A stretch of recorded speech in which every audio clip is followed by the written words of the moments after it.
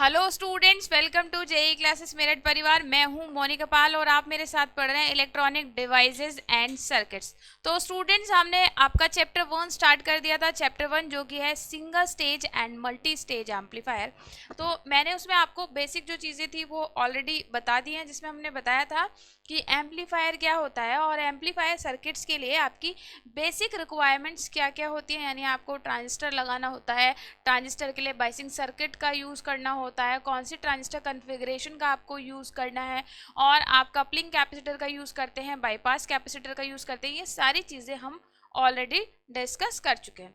साथ साथ मैंने आपको बताया था कि जो हमारे एम्पलीफायर सर्किट्स हैं वो दो तरह के हो सकते हैं। या तो सिंगल स्टेज एम्पलीफायर होगा या दूसरा हमारा होता है मल्टी स्टेज एम्पलीफायर। देखिए बच्चों, जो सिंगल स्टेज एम्पलीफायर होता है उसमें केवल एक ही ट्रांजिस्टर स्टेज होती है, लेकिन उसका गेन बहुत कम होता है। तो सिंगल स्टेज जो हमारा एम्पलीफायर होता है उसका ओवरऑल गेन बहुत कम होता है, जबकि हमें एम्पलीफायर सर्किट ऐसा चाहिए जो कि सिग्नल की पावर को बहुत ज़्यादा बढ़ा सके। तो उसके लिए बेहद ज़रूरी है कि क्या है, उसका गेन बहुत ज़्यादा हो। तो सिंगल स्टेज एम्पलीफायर में गेन बहुत ज़्यादा प्रोड्यूस नहीं होता। तो ज़्यादा गेन लेने के लिए हम क्या करते हैं, कई सारी एम्पलीफायर स्टेज को आपस में जोड़ देते हैं। तो जब कई सारी एम्पलीफायर स्टेज को हम आपस में जोड़ देते हैं वो हमारा कहलाता है मल्टी स्टेज एम्पलीफायर। मैंने बताया था मल्टी स्टेज एम्पलीफायर बनाने के लिए हम क्या करते हैं, कई सारी सिंगल स्टेजेस को आपस में जोड़ सकते हैं। एन नंबर ऑफ स्टेजेस हो सकती हैं, 2 हो सकती हैं, 3 हो सकती हैं, वो आपकी रिक्वायरमेंट के अकॉर्डिंग। किसी एक स्टेज को दूसरी स्टेज से जोड़ने के लिए हम कपलिंग मेथड का यूज़ करते हैं। ऐसा नहीं हमने डायरेक्टली जोड़ दिया, तो हम किसी कपलिंग विधि का प्रयोग करते हैं। वो कपलिंग मेथड का काम ये होता है कि जो एक एम्पलीफायर स्टेज है दूसरी एम्पलीफायर स्टेज का, उसके साथ डीसी सिग्नल का कोई मिक्सअप ना हो। तो इसलिए हम क्या करते हैं, बीच में कोई कपलिंग डिवाइस लगाते हैं या कह लो कपलिंग सर्किट लगाते हैं। अलग अलग कपलिंग की विधियां हैं वो हम बाद में पढ़ेंगे जब मल्टी स्टेज एम्पलीफायर आपको बताएंगे। तो मल्टी स्टेज एम्पलीफायर में क्या होता है, कई सारी एम्पलीफायर स्टेज को हम आपस में कपलिंग विधि द्वारा जोड़ देते हैं। मल्टी स्टेज एम्पलीफायर का बेनिफिट ये होता है कि मल्टी स्टेज एम्पलीफायर का जो ओवरऑल गेन होता है, यानी कह लीजिए कुल गेन जो होता है, सभी एम्पलीफायर स्टेज का गुणनफल यानी प्रोडक्ट होता है। क्लियर? जैसे मान लीजिए आपकी दो एम्पलीफायर स्टेज हैं, एक का गेन 5 है और दूसरी का भी 5 है, तो टोटल गेन हो जाएगा 5 इंटू 5 25। ये आगे जब मल्टी स्टेज एम्पलीफायर हम पढ़ेंगे तो उसके बारे में बाकी और डिटेल में हम डिस्कस कर लेंगे। क्लियर? तो आपको ये पता चला सिंगल स्टेज एम्पलीफायर क्या होता है, मल्टी स्टेज एम्पलीफायर क्या होता है, मल्टी स्टेज एम्पलीफायर्स की ज़रूरत क्यों पड़ती है या मल्टी स्टेजिंग की आवश्यकता क्यों पड़ती है, और मल्टी स्टेज एम्पलीफायर में किस तरीके से गेन बढ़ जाता है, और मल्टी स्टेजिंग करने के लिए हमें कपलिंग मेथड की, कपलिंग विधियों की ज़रूरत भी पड़ती है। क्लियर? अब उसके बाद हमने आपको बताया था डिटेल में सिंगल स्टेज एम्पलीफायर क्या है। फिर से रिकॉल कर लेते हैं थोड़ी थोड़ी चीज़ें ताकि हमारा रिवीजन हो जाए और चीज़ें जो है दिमाग में अच्छे से बैठ जाए। देखिए, जब भी आपको एम्पलीफायर की वर्किंग समझनी हो, एम्पलीफायर के परफॉर्मेंस देखनी हो, एम्पलीफायर के पैरामीटर, तो आपको सिंगल स्टेज एम्पलीफायर का कॉन्सेप्ट कंप्लीटली समझ में आना चाहिए पहले। ठीक है? तो सिंगल स्टेज एम्पलीफायर सर्किट में मैंने बताया था हम एनपीएन ट्रांजिस्टर का यूज़ करते हैं। हालांकि हम मॉसफेट, बीजेटी, इन सब का भी नॉर्मल ट्रांजिस्टर की जगह हम मॉसफेट का यूज़ भी कर सकते हैं, एफईटीज का यूज़ कर सकते हैं। तो बीजेटी, एफईटी, मॉसफेट आप कोई भी सर्किट में लगा सकते हैं। हमने बेसिक सर्किट जो आपको सिंगल स्टेज एम्पलीफायर का बताया था उसमें हमने एक एनपीएन ट्रांजिस्टर लगाया था। एनपीएन ट्रांजिस्टर यूज़ करने का मैंने आपको लॉजिक बता दिया था, आप पिछली क्लास में आपने देखा होगा। साथ ही साथ फिर हमारी दूसरी रिक्वायरमेंट हो जाती है कि हम उस ट्रांजिस्टर, चूंकि एक 3 टर्मिनल वाली डिवाइस है, तो उसका कौन सी कन्फिग्रेशन का यूज़ करें, तो हम सीई कन्फिग्रेशन यानी कॉमन एमिटर कन्फिग्रेशन का यूज़ करते हैं। उसको यूज़ करने का भी कारण बच्चों यही है कि उसका गेन बहुत ज़्यादा होता है। क्लियर? यानी बीटा की वैल्यू हाई होती है। अब उसके अलावा जब आप एम्पलीफायर सर्किट लगाते हैं तो किसी भी सर्किट के लिए आपको डीसी सप्लाई प्रोवाइड कराना बहुत ज़रूरी है। तो डीसी सप्लाई देने के लिए आप यूज़ करते हैं बाइसिंग सर्किट का। ये बाइसिंग सर्किट भी बच्चों कई प्रकार के हो सकते हैं, कई टाइप के आपके बाइसिंग सर्किट हो सकते हैं। तो इनमें बेस्ट जो बाइसिंग की विधि मानी जाती है वो हमारी मानी जाती है पोटेंशियल डिवाइडर बाइसिंग सर्किट। तो पोटेंशियल डिवाइडर बाइसिंग का हम इसमें यूज़ करते हैं जिसमें 2 रेजिस्टेंस R1 R2 लगे होते हैं। क्लियर। उसके अलावा एमिटर के साथ हम एक एमिटर रेजिस्टेंस जोड़ते हैं RE, इसी तरह से कलेक्टर के साथ एक रेजिस्टेंस जोड़ते हैं RC। वो सर्किट हम 2 बार आपको ऑलरेडी बता चुके हैं एंड आई होप आपको बहुत अच्छे से वो क्लियर हो गया होगा। जिन बच्चों ने हमारी प्रीवियस क्लास नहीं देखी वो उसको ज़रूर देख लें, क्योंकि आपको बेसिक कॉन्सेप्ट जो है ना एम्पलीफायर का वो तभी समझ में आएगा जब आप सिंगल स्टेज एम्पलीफायर को अच्छे से पढ़ लेंगे। तो सिंगल स्टेज एम्पलीफायर में आपको पता होना चाहिए कि कौन कौन से कंपोनेंट्स, कौन कौन से डिवाइसेस का हमने यूज़ करा है और हर एक कंपोनेंट का, ये डिवाइसेस का क्या वहाँ पर इंपॉर्टेंस है, क्या यूज़ वहाँ पर उनका हो रहा है, वो सारी चीज़ें सर्किट में ऑलरेडी डिस्कस कर चुके हैं। तो सिंगल स्टेज एम्पलीफायर हम पढ़ चुके हैं। अब सिंगल स्टेज एम्पलीफायर या कोई भी एम्पलीफायर सर्किट हो, चाहे वो सिंगल स्टेज हो चाहे वो मल्टी स्टेज एम्पलीफायर हो, तो हमें उसमें ज़रूरत पड़ती है कि ट्रांजिस्टर का जो हमारा एम्पलीफायर है उसकी परफॉर्मेंस का एनालिसिस करने की ज़रूरत पड़ती है। यानी जो भी उसका हमारा आउटपुट आ रहा है, क्या क्या पैरामीटर्स आ रहे हैं, वो सारी चीज़ें, यानी उसका निष्पादन, परफॉर्मेंस को कहते हैं निष्पादन, यानी प्रवर्धक के निष्पादन का विश्लेषण। तो हिंदी में मैं लिख देती हूँ, हालांकि बड़ा कॉम्प्लिकेटेड है, बट कुछ बच्चे हैं जिनको हिंदी ज़्यादा बेहतर से समझ में आ जाती है, तो यहाँ पर लिख देती हूँ। इसका हिंदी है प्रवर्धक के निष्पादन का विश्लेषण। ठीक है, तो अभी हम फिलहाल ये देखेंगे कि जब हम कोई एम्पलीफायर सर्किट बनाते हैं, सिंगल स्टेज हो मल्टी स्टेज हो वो एक अलग बात है, जब भी हम कोई एम्पलीफायर सर्किट बनाते हैं तो हमें उस एम्पलीफायर की जो परफॉर्मेंस है उसके पैरामीटर्स का आकलन करने की ज़रूरत पड़ती है। यानी हमें देखना है कि जो उसकी परफॉर्मेंस है वो किस तरीके से काम कर रहा है, वो क्या उसका गेन है, क्या उसकी पावर है, क्या उसकी इनपुट इम्पिडेंस, आउटपुट इम्पिडेंस, यानी बहुत सारे इनपुट आउटपुट पैरामीटर्स होते हैं जिनको हमें क्या करना, एनालाइज करने की ज़रूरत पड़ती है। क्लियर। तो इसको हम कहते हैं analysis of performance of amplifier, यानी एम्पलीफायर की परफॉर्मेंस का एनालिसिस करने की हमें ज़रूरत पड़ती है। मैंने बताया ना, बहुत सारे पैरामीटर्स हो सकते हैं, इनपुट पैरामीटर्स हो सकते हैं, आउटपुट पैरामीटर्स हो सकते हैं, तो उन अलग अलग पैरामीटर्स का हम एनालिसिस करते हैं। तो इसके एनालिसिस की, आप कह लीजिए विश्लेषण की, ये 2 विधियां हैं। पहला है ग्राफीय विधि यानी ग्राफिकल मेथड, दूसरा है हमारा समतुल्य परिपथ यानी इक्विवेलेंट सर्किट। मैं यहाँ पे लिख देती हूँ इंग्लिश में भी, हमें सभी स्टूडेंट्स का ध्यान रखना है कि जो हिंदी वाले स्टूडेंट्स हैं उनको भी दिक्कत ना आए और हिंदी और इंग्लिश दोनों ही बच्चे हमारे साथ कंफर्टेबल रहें। तो ग्राफिकल मेथड और दूसरा है हमारा समतुल्य परिपथ यानी इक्विवेलेंट सर्किट मेथड। देखिए जो ग्राफिकल मेथड है, नाम से ही पता चल रहा है, ऐसा मेथड जिसमें हम क्या करते हैं, ग्राफ बनाते हैं। यूजुअली एम्पलीफायर की सर्किट के लिए ये जो ग्राफ होते हैं मैन्युफैक्चरर यानी निर्माणकर्ता द्वारा ही बनाए हुए होते हैं। इस ग्राफ में बनता क्या है, देखिए किसी भी सर्किट के लिए हमारी इम्पॉर्टेंट जो चीज़ है कि वो क्या आउटपुट जनरेट कर रहा है, यानी आउटपुट हमें क्या मिल रहा है और हमने उसको इनपुट क्या प्रोवाइड किया है, तो उसका हम उसको एक ग्राफीय रूप में प्रदर्शित करते हैं। जब आपने ट्रांजिस्टर के अभिलक्षण पढ़े होंगे, ट्रांजिस्टर की कैरेक्टरिस्टिक्स आपने पढ़ी होगी, तो आपने ट्रांजिस्टर की 2 कैरेक्टरिस्टिक्स पढ़ी होगी, इनपुट कैरेक्टरिस्टिक्स और आउटपुट कैरेक्टरिस्टिक्स। यानी इनपुट कैरेक्टरिस्टिक्स जो होती है वो इनपुट पैरामीटर्स के बीच खींची जाती है, जबकि जो आउटपुट कैरेक्टरिस्टिक्स होती है वो आउटपुट पैरामीटर्स के बीच खींची जाती है।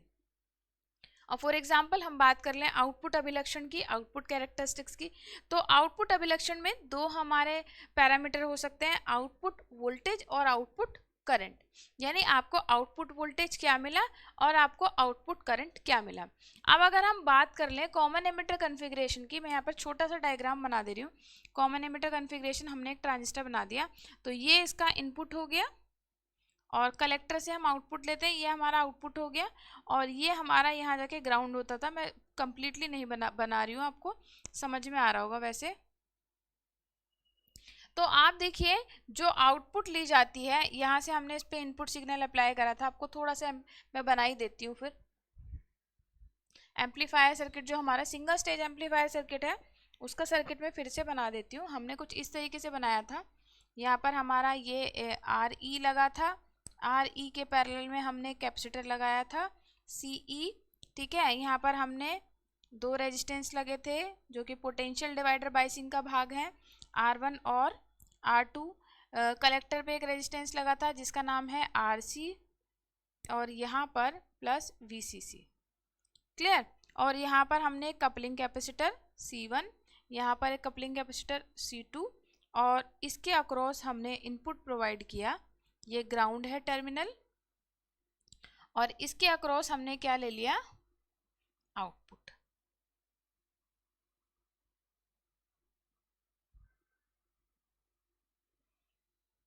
तो आप देख पा रहे हैं कि जो बेस टर्मिनल है, ये वाला टर्मिनल, ये क्या है, बेस। बेस पर क्या दिया आपने, इनपुट दिया। ये टर्मिनल क्या है, कलेक्टर टर्मिनल, इससे आपने क्या लिया, आउटपुट लिया। और ये वाला जो टर्मिनल है, ये क्या है, एमिटर टर्मिनल, ये क्या है, ग्राउंड है, यानी कॉमन है। तो आप देख पा रहे हैं सर्किट में हमने क्या किया कि जो हमारा बेस है उससे हम इनपुट प्रोवाइड करा रहे हैं, कलेक्टर से हम आउटपुट ले रहे हैं, और एमिटर क्या है, कॉमन। यानी कॉमन होने का मतलब है कि इनपुट कहाँ दी जा रही है, बेस और एमिटर के मध्य। इसी तरह से आउटपुट कहाँ ली जा रही है, कलेक्टर और एमिटर के मध्य। यानी आउटपुट वोल्टेज क्या हो जाएगी, कलेक्टर और एमिटर के बीच की वोल्टेज, यानी आउटपुट वोल्टेज हो जाएगी VCE। क्लियर। इसी तरह से आउटपुट धारा हो जाएगी, आउटपुट करंट हो जाएगी, आउटपुट टर्मिनल में फ्लो होने वाली करंट। तो आउटपुट टर्मिनल कौन सा है, कलेक्टर टर्मिनल, तो कलेक्टर टर्मिनल में फ्लो होने वाली करंट हो जाएगी IC। यानी आपको पता चला दो पैरामीटर आ गए आउटपुट पैरामीटर, एक आउटपुट वोल्टेज और एक आउटपुट करंट। तो जब इन आउटपुट पैरामीटर्स के बीच आप ग्राफ खींचते हैं, वो हमारा आउटपुट अभिलक्षण कहलाता है। ये मैंने बताया सिंगल स्टेज एम्पलीफायर के लिए। नॉर्मल ट्रांजिस्टर की बात करते हैं तो अपने ट्रांजिस्टर में भी जो ग्राफ खींचे होंगे, अलग अलग कन्फिग्रेशन हमारी हो सकते हैं, common base, common emitter, common collector. तो हमने तीनों ही कन्फिग्रेशन के लिए इनपुट अभिलक्षण और आउटपुट अभिलक्षण खींचने सीखे थे, क्योंकि जैसे जैसे कॉन्फ़िगरेशन चेंज होती है, यानी विन्यास परिवर्तित होता है, तो इनपुट और आउटपुट पैरामीटर हमारे थोड़े बदल जाते हैं। यानी कि अगर कॉमन बेस ले रहे हैं तो कुछ और हो जाएगा, कॉमन एमिटर में ये वैल्यूज हो जाएंगी। तो अलग अलग हम ग्राफ खींचते थे। तो अभिलक्षण या ग्राफ से हमें क्या पता चलता है कि जो हमारी क्वांटिटीज़ हैं, जो हमारी राशियां हैं, जो भी आपने लिया है, वोल्टेज करंट जो भी आप लिए, उनमें क्या अंतर उत्पन्न हुआ, उनकी वैल्यूज़ आपको पता चलती है। तो ग्राफिकल मेथड में क्या करते हैं, जो डिफरेंट ट्रांजिस्टर के पैरामीटर्स होते हैं, या कह लीजिए एम्पलीफायर सर्किट्स के पैरामीटर होते हैं, उनके बीच ग्राफ खींचा जाता है, और ग्राफ के द्वारा ही उनका क्या करते हैं, हम अध्ययन करते हैं, और हमारे एम्पलीफायर सर्किट का गेन, ये सब चीज़ें, इम्पिडेंस, ये सब कैलकुलेट करते हैं। क्लियर। ये एक्यूरेट मेथड है, लेकिन इसका यूज़ मोस्टली जो हम करते हैं वो पावर एम्पलीफायर के लिए ही करते हैं। बहुत ज़्यादा सूटेबल मेथड ये नहीं है। दूसरी बात कर लेते हैं समतुल्य परिपथ विधि, यानी equivalent circuit method. Equivalent circuit method में क्या करते हैं, जो भी हमारा ट्रांजिस्टर सर्किट है, कह लीजिए एम्पलीफायर सर्किट है, उस एम्पलीफायर सर्किट में सभी क्वांटिटीज को, सभी पैरामीटर्स को उसके AC इक्विवेलेंट में चेंज कर देते हैं। इवन दो ट्रांजिस्टर को भी उसके इक्विवेलेंट सर्किट में चेंज कर देते हैं, इसलिए इसका नाम है इक्विवेलेंट सर्किट मेथड। तो इसमें हम क्या करते हैं, जितने भी पैरामीटर्स हैं, यानी वोल्टेज, करंट, ट्रांजिस्टर, जो भी कंपोनेंट्स लगे हुए हैं, उन सभी को उनके हम क्या करते हैं, AC इक्विवेलेंट में चेंज कर देते हैं। यानी कुल मिला के हम क्या करते हैं, पूरे एम्पलीफायर सर्किट का एक AC इक्विवेलेंट सर्किट तैयार करते हैं। ऐसा क्यों करते हैं, देखिए आपको दो चीजें ना बिल्कुल दिमाग में बिठा लेनी है। क्या, एम्पलीफायर सर्किट में दो तरह की सप्लाई होंगी, DC होगी और AC होगी। देखिए DC का काम केवल इतना है कि सर्किट को बाइसिंग प्रोवाइड कराना, दैट्स इट, और कुछ भी नहीं। ये क्या करता है, DC के द्वारा हम बाइसिंग प्रोवाइड करा रहे हैं। बाकी जितना भी एम्पलीफिकेशन का टास्क हो रहा है, यानी प्रवर्धन जितना भी उसमें किया जा रहा है, प्रवर्धन का कार्य, वो सब किसकी वजह से हो रहा है, AC सिग्नल की वजह से। यानी प्रोसेसिंग जो हो रही है वो किस पे हो रही है, AC सिग्नल पर।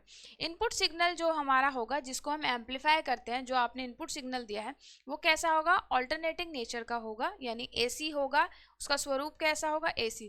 और उस AC सिग्नल को ये एम्पलीफायर सर्किट किस में बदलता है, AC में ही बदलता है। यानी आउटपुट जो मिलेगा वो भी कैसा होगा, ऑल्टरनेटिंग नेचर का होगा, यानी उसका स्वरूप भी AC ही होगा। बस अंतर क्या होगा, इनपुट सिग्नल और आउटपुट सिग्नल में पावर में चेंज आएगा, नहीं आउटपुट सिग्नल का आयाम बहुत ज़्यादा होगा इनपुट सिग्नल के कंपैरिजन में। प्लस एक और बात मैंने आपको बताई थी कि कॉमन एमिटर कॉन्फ़िगरेशन, ये जो हमने सिंगल स्टेज एम्पलीफायर बनाया है, इसमें आउटपुट जो होती है वो इनपुट के 180 डिग्री आउट ऑफ फेज होती है। पिछली क्लास में हमने बताया था ये कि आउटपुट जो प्रोड्यूस होगी एम्पलीफायर सर्किट में, वो इनपुट का 180 डिग्री आउट ऑफ फेज होती है। क्लियर। बट ओवरऑल अगर देखें, इनपुट अगर एसी था तो आउटपुट भी कैसा ही है, एसी है, डीसी तो नहीं हुआ ना। यानी ये क्या करता है, जितनी भी एम्पलीफिकेशन का काम होगा, प्रवर्धन का जो कार्य होगा, वो सारा का सारा एसी सिग्नल पर होता है। तो यहाँ एक हमारा डीसी सिग्नल और एक एसी सिग्नल होता है। लेकिन अगर बात करें एम्पलीफायर की परफॉर्मेंस की, एम्पलीफायर की परफॉर्मेंस से मतलब क्या है कि यानी वो एम्पलीफिकेशन का काम कितना बेहतरीन तरीके से कर रहा है या नहीं कर रहा है, यही तो हम चेक करते हैं उसमें। परफॉर्मेंस का मतलब यही है कि जो आपने काम उसे दिया है, क्या वो प्रॉपरली कर पा रहा है, नहीं कर पा रहा है। तो यानी यहाँ पर एम्पलीफायर की परफॉर्मेंस से मतलब है कि हम किसकी बात कर रहे हैं, एम्पलीफिकेशन के काम की बात कर रहे हैं। और एम्पलीफिकेशन का काम किस पे होता है, एसी पर आधारित होता है। तो यहाँ पर हम जो इक्विवेलेंट सर्किट बनाते हैं वो कौन सा बनाते हैं, एसी इक्विवेलेंट सर्किट। क्लियर। तो ये जो इक्विवेलेंट सर्किट मेथड है, इसमें हम क्या करते हैं, सभी जो हमारे कंपोनेंट्स होते हैं, सारी जो हमारी डिवाइसेस होती हैं, इसमें क्या करते हैं, उसको एसी इक्विवेलेंट में परिवर्तित कर देते हैं। जितने भी कैपेसिटर लगे हैं, है ना, कैपेसिटर को हम क्या कर देते हैं, शॉर्ट सर्किट मानते हैं। क्योंकि कैपेसिटर क्या है, एक ऐसी डिवाइस है जो कि एसी सिग्नल को पास करता है और डीसी को ब्लॉक करता है। यानी एसी सिग्नल्स के लिए ये शॉर्ट सर्किट की तरह काम करेगा और डीसी के लिए ये ओपन सर्किट की तरह काम करता है। तो हमने जो भी डिवाइसेस लगाए हैं उसको उसके एसी इक्विवेलेंट में चेंज कर देते हैं। तो ये हमारा कहलाता है इक्विवेलेंट सर्किट मेथड। ये बहुत प्रॉपर मेथड है। अगर आपको ट्रांजिस्टर की परफॉर्मेंस पता लगानी है तो उसके लिए सबसे अच्छा मेथड माना जाता है, सर्वोत्तम विधि है, बेस्ट मेथड है ये। और ये सभी तरह के एम्पलीफायर के लिए सूटेबल भी है। क्लियर। तो इसी के अंतर्गत हमारा आता है हाइब्रिड पैरामीटर। हमने बात भी की थी, जिसको हम शॉर्ट में एच पैरामीटर भी कहते हैं। तो एच पैरामीटर जो है वो इस एसी इक्विवेलेंट सर्किट का ही प्रकार है। ठीक है, इसको हाइब्रिड पैरामीटर कहते हैं। इसका पूरा नाम होता है हाइब्रिड पैरामीटर। हाइब्रिड पैरामीटर के बारे में डिटेल में हम आगे बातें करेंगे कि हाइब्रिड पैरामीटर क्या होता है। ठीक है, फिलहाल आपको ये समझना है कि जो हमारा हाइब्रिड पैरामीटर या एच पैरामीटर है वो किससे संबंधित है, हमारा इक्विवेलेंट सर्किट मेथड से संबंधित है। हाइब्रिड पैरामीटर पे मैं बार बार इसलिए जोर दे रही हूँ क्योंकि एग्जामिनेशन पॉइंट ऑफ व्यू से ये एच पैरामीटर का क्वेश्चन बहुत ही इंपॉर्टेंट है। एग्जामिनेशन में पूछ लिया जाता है कि जो हमारा कॉमन एमिटर एम्पलीफायर है, इसके हाइब्रिड पैरामीटर्स एच पैरामीटर्स कौन कौन से हैं, उनको कैलकुलेट कीजिए, उनका वैल्यू निकालिए। तो इस तरह का क्वेश्चन जो है ना, हाइब्रिड पैरामीटर से एच पैरामीटर से बहुत ज़्यादा आ सकता है। क्लियर। तो हमने अभी ये बता कि जो एम्पलीफायर है उसकी परफॉर्मेंस को एनालाइज करने के दो मेथड हो सकते हैं, ग्राफिकल मेथड और दूसरा हमारा equivalent circuit method. Graphical method में हम ग्राफ खींचते हैं क्वांटिटीज़ के बीच, और इक्विवेलेंट सर्किट मेथड में हम क्या करते हैं, सारे जो हमारे सर्किट में कंपोनेंट्स पैरामीटर्स लगे हों उन सबका एसी इक्विवेलेंट में उसे कन्वर्ट कर देते हैं। ये ज़्यादा सूटेबल मेथड है, एक्यूरेट मेथड है, तो हम इसका यूज़ काफ़ी ज़्यादा करते हैं। इसी से हमारा एच पैरामीटर जो है ये इक्विवेलेंट सर्किट का ही टाइप, मतलब एक कह लो स्वरूप है। क्लियर। अब उसके बाद हम आगे बात करते हैं ग्राफिकल मेथड में। अगर हम जाएं तो ग्राफिकल मेथड में मैंने आपको बताया कि आप क्या करते हो, पैरामीटर्स जो भी होंगे, इनपुट पैरामीटर और आउटपुट पैरामीटर, उनके बीच आप क्या करते हो, ग्राफ खींचते हो। ठीक। और उस ग्राफ की सहायता से आप क्या करते हो, जो भी ट्रांजिस्टर की एम्पलीफायर की परफॉर्मेंस होती है उसका आकलन करते हो। बहुत सारे हमारे जैसे गेन हो गया, power gain, current gain, voltage gain, input impedance, output impedance, इन सारे पैरामीटर्स को फाइंड आउट करते हो। क्लियर। और मैंने बताया ये जो ग्राफ, ये विधि है जो हमारा मोस्टली मैन्युफैक्चरर होते हैं एम्पलीफायर सर्किट के या ट्रांजिस्टर के, उनमें ये उनके द्वारा भी ऑलरेडी हमें बना हुआ मिलता है। बाकी आप स्पेशली जब आपको बहुत सारा एवेल्युएशन करना हो तो ये खुद भी ड्रॉ किए जाते हैं। क्लियर। अब जब आपने ट्रांजिस्टर का आउटपुट अभिलक्षण पढ़ा होगा, आउटपुट कैरेक्टरिस्टिक्स पढ़ी होगी, तो आपने देखा होगा आउटपुट कैरेक्टरिस्टिक्स में आप क्या करते हो, आउटपुट वोल्टेज और आउटपुट करंट के बीच ग्राफ खींचते हो। यानी आउटपुट वोल्टेज हो जाएगी आपकी VCE। ये कॉमन एमिटर की बात हो रही है, क्योंकि हमने इसमें कौन सी कन्फिग्रेशन ली है, कॉमन एमिटर कन्फिग्रेशन ली है। तो इसमें VCE और IC के बीच ग्राफ खींचा जाता है, यानी आउटपुट वोल्टेज और आउटपुट करंट के बीच हम क्या करते हैं, ग्राफ खींचते हैं।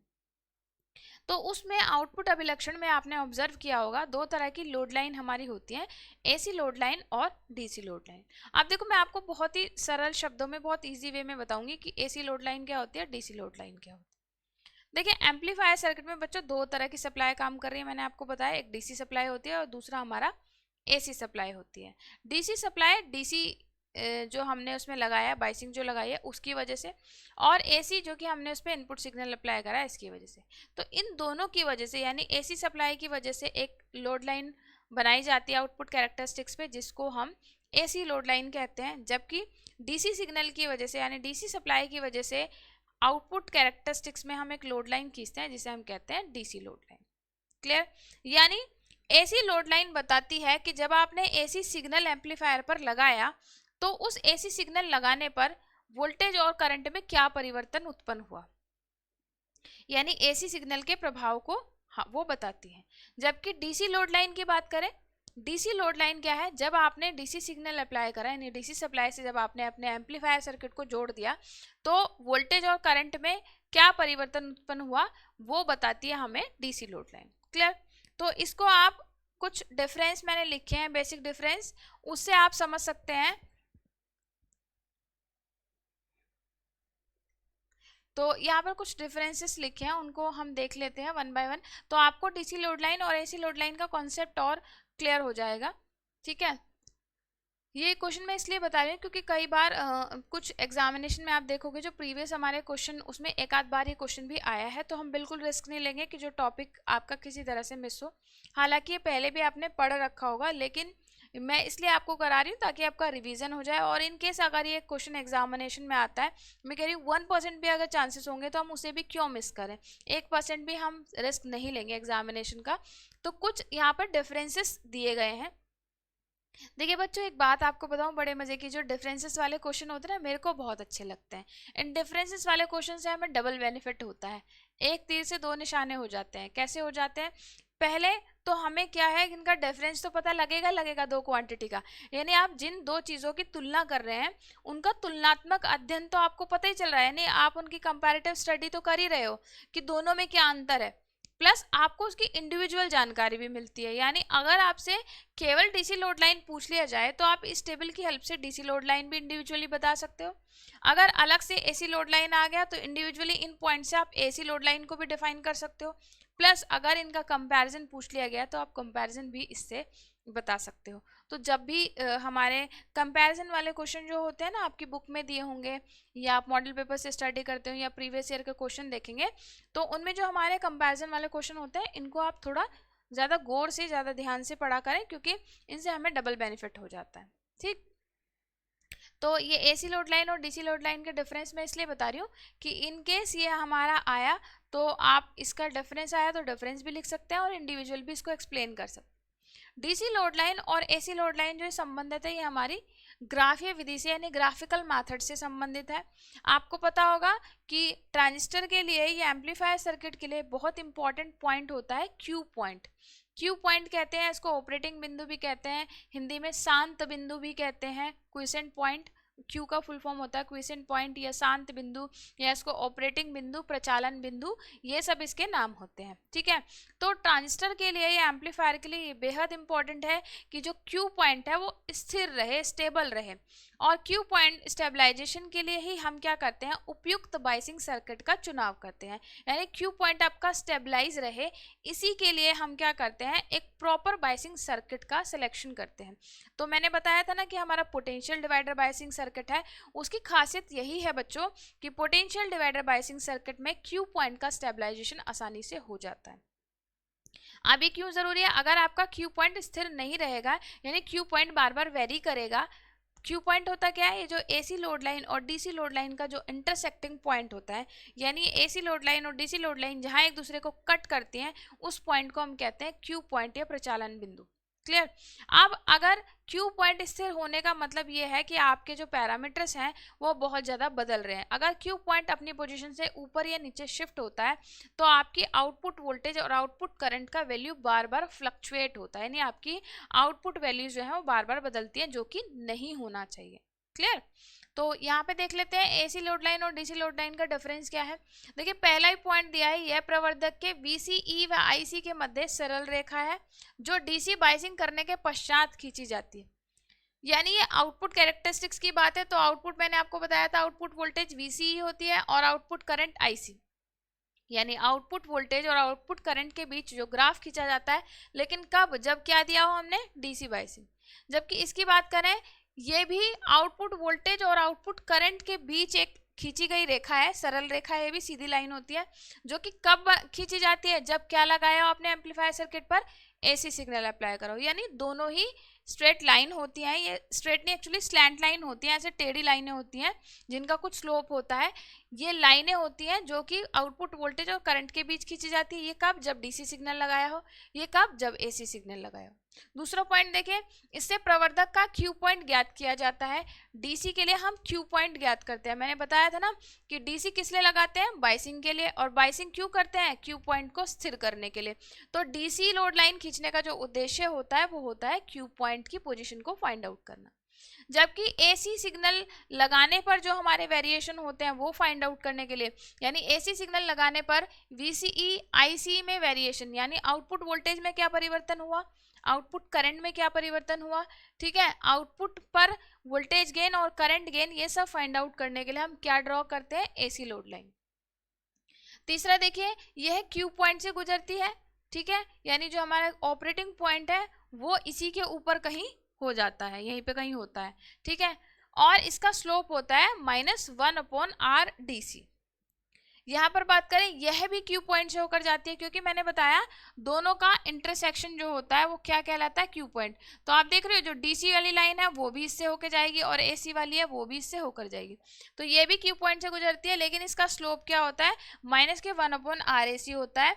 और ये चीज़ ध्यान रखनी है कि एसी लोड लाइन का जो स्लोप होता है वो डीसी से थोड़ा ज़्यादा होता है, यानी झुकाव उसका ज़्यादा होता है। डीसी लोड लाइन उतनी झुकाव, उतने ढाल पर नहीं होती।